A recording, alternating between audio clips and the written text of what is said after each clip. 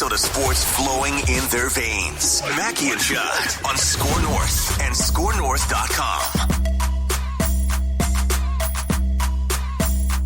And welcome into the Scoop. It's the Tuesday Scoop. Zolgad, Darren Doogie Wolfson of Channel 5 Eyewitness News, and of course Score North, Scoop fame, and Declan Goff, executive producing as always. And happy Tuesday to you, Doogs. And let's start here. The hot topic. So I got some steam from multiple places that the Vikings got a call, and I guess I need to continue to say this, a phone call. So like there's no deal being done, inquiring about the availability of Kirk Cousins, which I think is news because it's interesting. And it certainly potentially goes down a path of what I think is going to be conversations that might go nowhere, that pick up with the beginning of the scouting combine a week from today. So next Tuesday in Indy.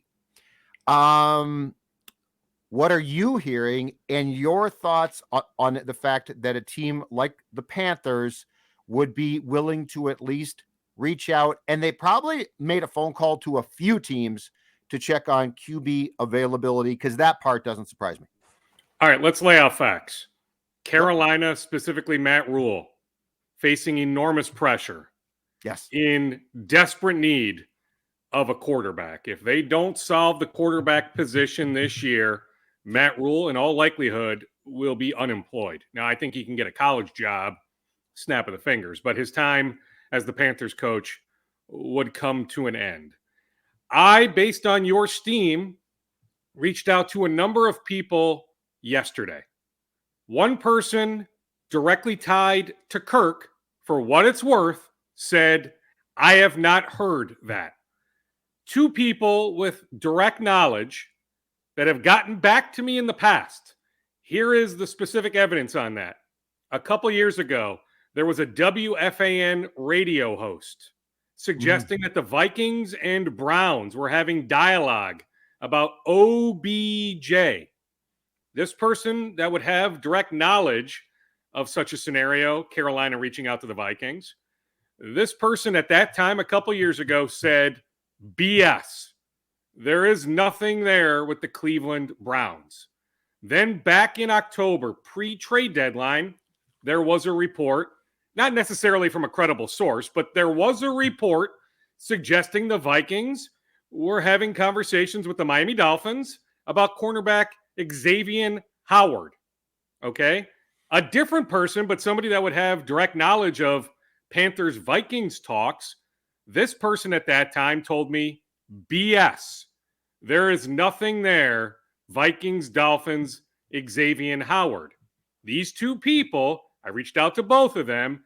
They now have had not quite 24 hours, but a good chunk of time. These two individuals check their phones on a very regular basis. These two individuals could have easily texted me back and said, BS. Nothing there. Carolina has not inquired. So far, to date, Judd, neither has gotten back to me. I'll let the viewer, if they're watching on YouTube, the listener, if they're listening via Spotify, Apple, the podcast route, I'll let them interpret as they wish. Let's lay out a little bit more evidence. Let's go back to last Wednesday. I don't think the door was completely slammed on the idea that the Vikings would listen and or shop Kirk Cousins. Now, I don't think the door was necessarily left wide open, but I think it's open ever so slightly based on the public commentary from last Wednesday. Mark Wilf, Kwesi Adolfo-Mensah, Kevin O'Connell. Kwesi hires Ryan Grigson as his new right-hand man, the former Colts general manager. Going back a number of years, I can't remember if it was the Pat McAfee show, it doesn't matter. But Ryan went on the record saying it was hard for him to build a serious contender in Indianapolis because he was handcuffed by the Andrew Luck contract. So again, Ryan Grigson on the record with comments about how a quarterback who makes a ton of money, in this case, We have Kirk Cousins, the third highest cap hit in the league for this year, highest by far on the Vikings, that $45 million cap hit. We have evidence that somebody that Kwesi is going to lean on heavily for advice has said publicly that it's hard. It is really hard, darn near impossible, to build a legit roster when the quarterback eats up so much space. So that's where I stand, Judd. I'm telling you, I'll let the listener, the viewer, interpret as they wish. But I do find it interesting that two people, like, neither got back to me. Like, I would have told you if one got back to me, I would have felt pretty confident saying, Judd, your steam is BS. But neither got back to me. But let me, again, double down on, I think somebody that would have some knowledge, but not directly involved, but somebody very close to Kirk, for what it's worth, said, I have not heard such a thing. And it's interesting, too, because just as a point of reference, these phone calls happen all the time. And like, we don't hear, because if a team calls about, I don't know, if a team were to call about Christian Darrisaw, right? Like, people don't pursue that. It does not get out. So I would say that to a certain point, if you're a team that needs a quarterback and you're desperate, like the Vikings were in 2018, you're probably going to make calls. It does not mean a trade is going to happen. It does not mean that the Vikings are going to jump at the opportunity to trade Kirk. Now, if the offer is right, that could lead down a path that would at least cause some interest possibly in trading Kirk. But I'm urging, because I feel like there's confusion about if a team makes a call, that means a player is being shopped. Behind the scenes, phone calls are made all the time. It's just interesting because it's Kirk. And Dukes, I would tend to agree with what you just described this as, which is, I think the door is ajar. O'Connell and Kwesi are not at all saying, hey, Kirk is gone. And they are, for the most part, which you need to do in just playing the game of potential negotiation right now, saying our plan is Kirk. Because, yes, it should be Kirk. That being said, they would be foolish to cross over into a territory of saying that they were trying to trade Kirk. And so I think options remain open. But I think, Dukes, among those options is the possibility that Kirk Cousins, in some way, shape, or form, is the starting quarterback for the Vikings in 2022. I am not closing the door or saying that a trade is certain. Yes, that is a fair way to lay it out. It will all ramp up next week in Indianapolis. Let's lay out a little bit more evidence. Kevin O'Connell, both in the Zoom interview initially, then in the follow-up interview in Los Angeles a couple Mondays ago, expressed confidence in being able to work and win with Kirk Cousins as his quarterback. They have a history together from their time with the Washington football team. I guess at the time, the Redskins. Mark Wilf did not speak at the press conference, but he spoke afterwards. He wasn't at the table there with Kwesi, with Kevin. Yeah, but he held court last Wednesday afterwards. Yes. He once again said the plan is for us to be uber competitive in 2022. Going back 16 years of the Wilfs owning the Vikings, there just isn't evidence to suggest that they are willing to hit the reset button, that they are willing to rebuild.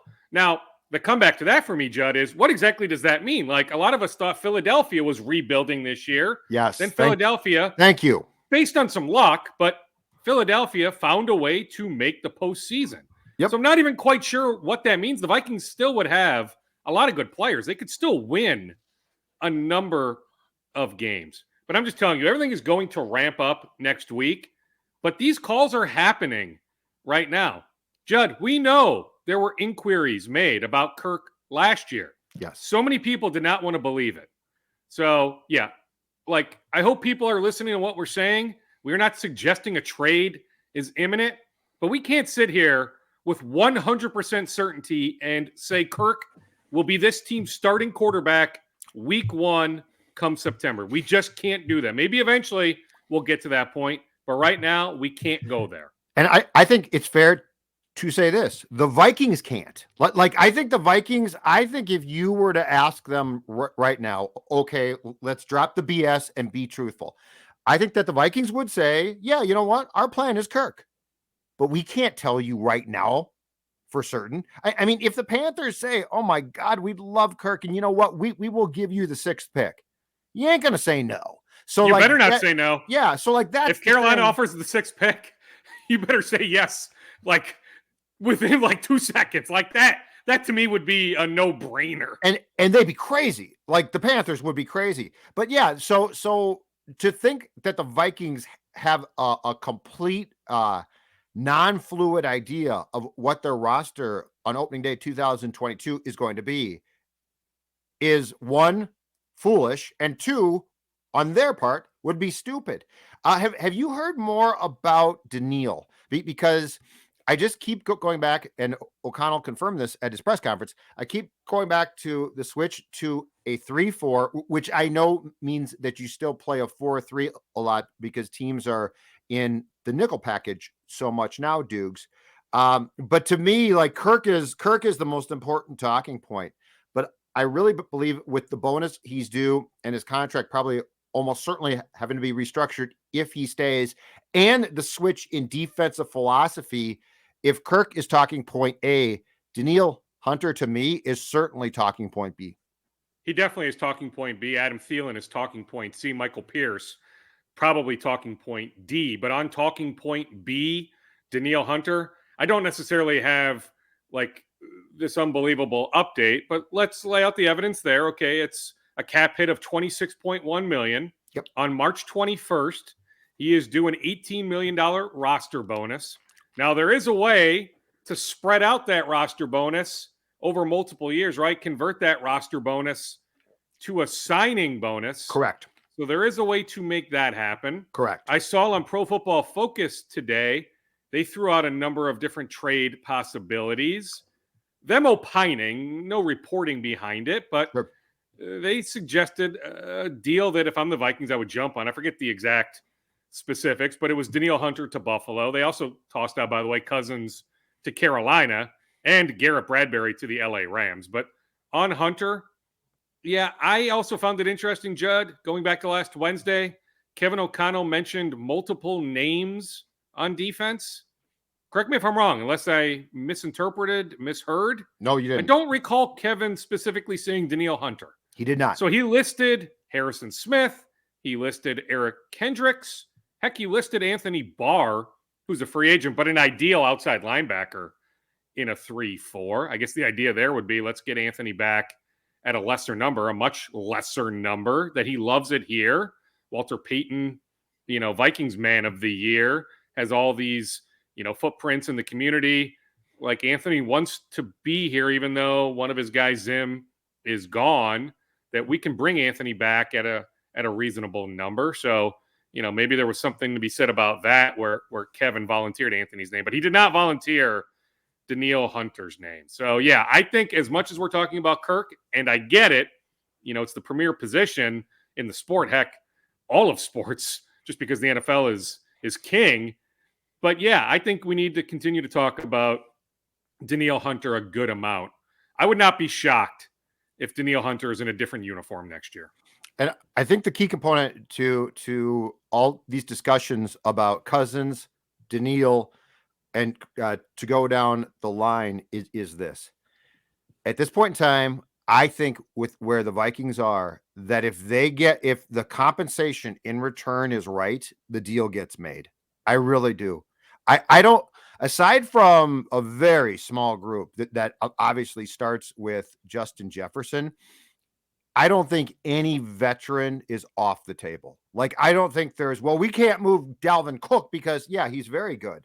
But if somebody says, we will give you a first-round pick, it's going to be, I believe, Dukes, very hard at this point in time with trying to turn the page on the past and build for the future to say no. Yes, and when talking about a 4-year contract for Kwesi, with certainly illusions of being here much beyond 4 years, but nothing is guaranteed.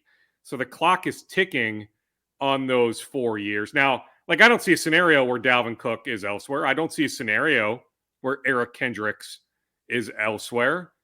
But a premier pass rusher, like, I can see a nice offer being made. Agreed. So I'll certainly keep an eye on the Danielle situation. I have checked on Adam Thielen. When I say he's the C talking point in this cap equation, his cap hit is nearly $17 million. So something needs to take place on Adam. There have not been any concrete talks quite yet. I eventually do, though, see a restructure. Like, I think Adam Thielen is here. He'll do that, though, but right? Not under his current term. So I would keep an eye on that situation. I also checked on Michael Pierce. They have a logical replacement with Armon Watts. Michael Pierce, really good player when able to play, but the problem is he sits out the COVID year, which I get. But then in 2021, misses a number of games. It's a healthy number. I forget the exact number, but it's a healthy number here for 2022. Michael Pierce, and there's not much, if any, dead money. It's the last year of his deal. Like, I can see Michael Pierce being a cap casualty, but so far, no movement on that front. I think my sense, Judd, is they are still formulating a lot of their plans internally. Yes. Those will become external starting next week in Indianapolis. I agree completely there. And here's the interesting thing about Pierce and Tomlinson is this. Both are probably compensated too well. But that being said, they provide a very interesting 2/3 of the front in your base defense to a 3-4. They're ideal because, like, they're big men. I mean, Pierce is exactly what the definition, right, of the guy in the middle of a 3-4 should be. Massive, run stopping, ties up the gaps, ties up two gaps, not just one. But can one. Armon Watts also be that guy? Right. But that's my question. But I do think that in the case of Pierce and Tomlinson, just from a football standpoint and the potential X's and O's, you would look at them as really good fits.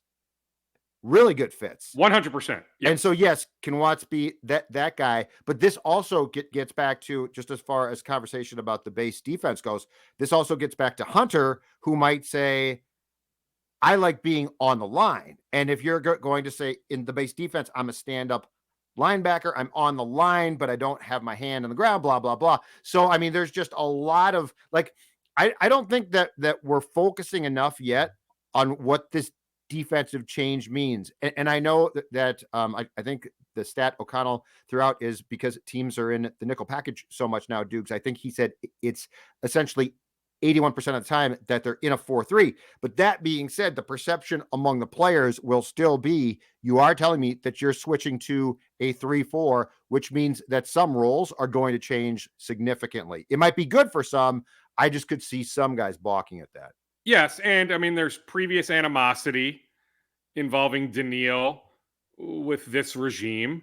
Danielle's number one guy is now working for the New York Giants. I'm telling you, Judd, I'm shocked because Andre Patterson had all sorts of interest in staying here. Now, Andre probably wants to be with a franchise that runs a 4-3 base, not a 3-4, but Andre had a ton of interest in remaining with the Vikings. I know there are a bunch of Andre Patterson fans at TCO, but they never had that external conversation. I'm shocked by that. There was never a conversation with Andre about retaining his services. That is I wonder, because Danielle and Andre are so close. Yes.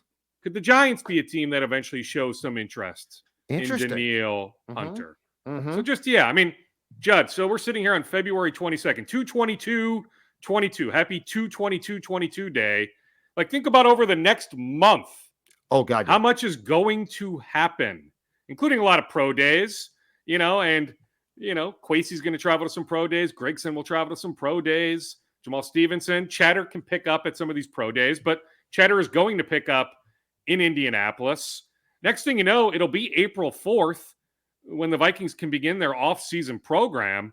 So we're about 5.5, 6 weeks out from having a real good sense of at least, pre-draft of what this roster is going to look like. So keep the chatter going, and like, I need to remind people too, Judd. Yep. You've been doing this a super long time. I'm old. You worked for the Star Tribune on the desk for a long time, transitioned to covering the Packers. So you were in the belly of the NFL beast, but in Green Bay. Then you transitioned to covering the Vikings for a while. Like, you've covered the NFL. You have contacts. Like, I look at the current beat, and by the way, like, beat bugs me because just because I'm an electronic guy, TV, radio, does that mean I'm not on the beat?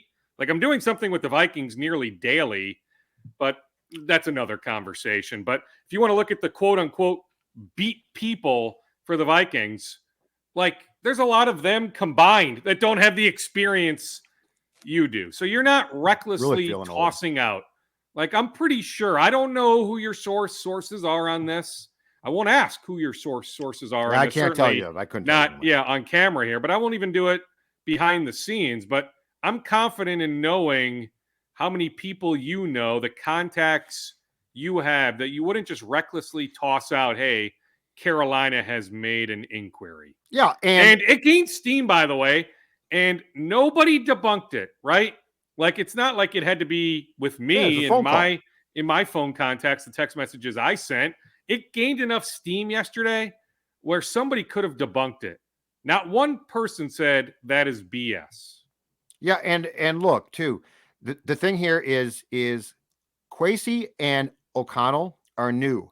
Everybody is going to call them. One, to see if they can get a trade in which they consider themselves to have ripped the Vikings off. But two is there's no tells yet. There's no tells. Like, it's not like Rick. I've called Rick Spielman 1,000 times. It's not worth it, right?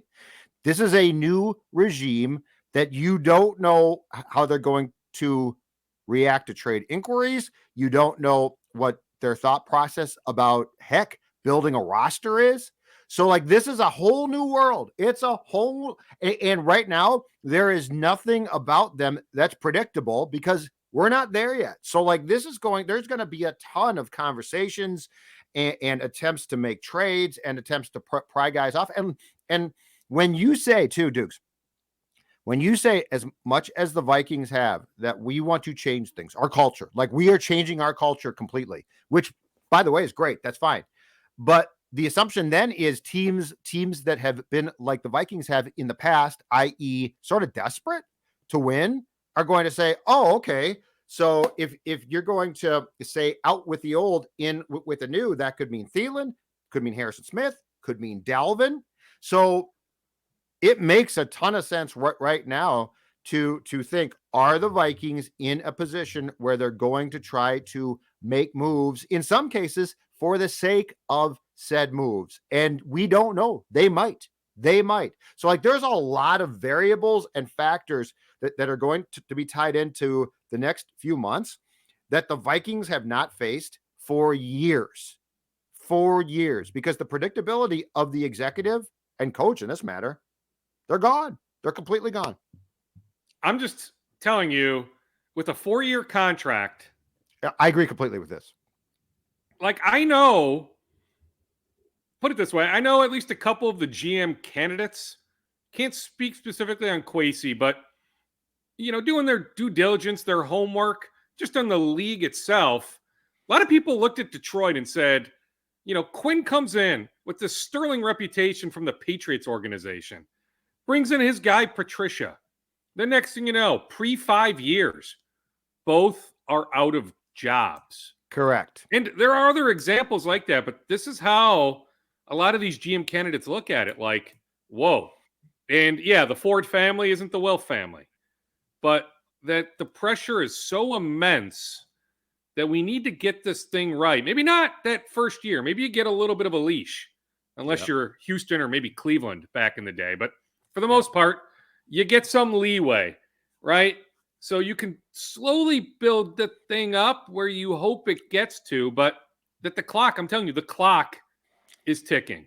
And Kwesi wants to be here for a really long time. He looks at Rick Spielman being here for 16 years in the organization, many of those years being the final decision maker.